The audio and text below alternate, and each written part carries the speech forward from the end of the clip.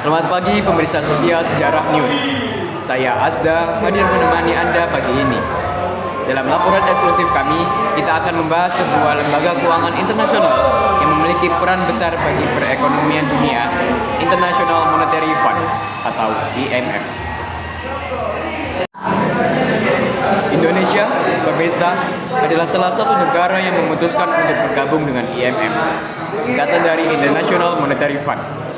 Lembaga ini hadir sebagai langkah strategis dalam mengatasi krisis ekonomi yang memburuk.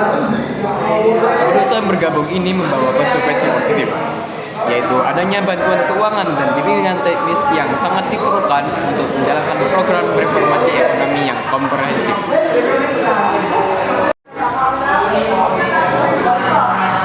Dengan bergabung bersama IMF, Indonesia mendapatkan akses terhadap pinjaman yang penting untuk mendukung kebijakan ekonomi nasional.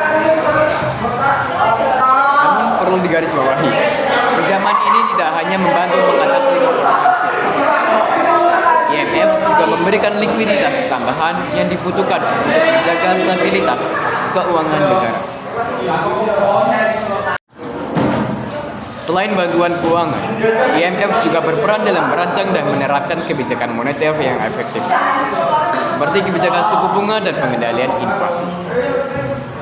IMF turut terlibat dalam pembentukan kebijakan fiskal, termasuk pengelolaan anggaran negara dan kebijakan pajak yang berkelanjutan. Dan yang tidak kalah penting, IMF memberikan bimbingan dalam reformasi struktural. Pemirsa, aspek penting lain dari kerjasama ini adalah bahwa IMF membantu sektor-sektor kunci di Indonesia, mulai dari perdagangan, keuangan, hingga investasi.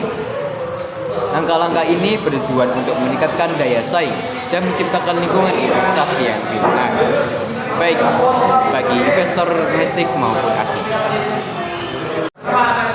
Secara keseluruhan, keanggotaan Indonesia di IMF tidak hanya membantu pemulihan ekonomi jangka pendek.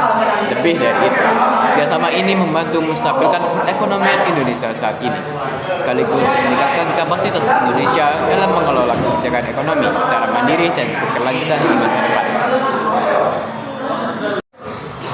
Demikian laporan Sejarah News pagi ini. IMF bukan sekedar lembaga pinjaman, melainkan mitra strategis dalam membangun fondasi ekonomi yang lebih kokoh.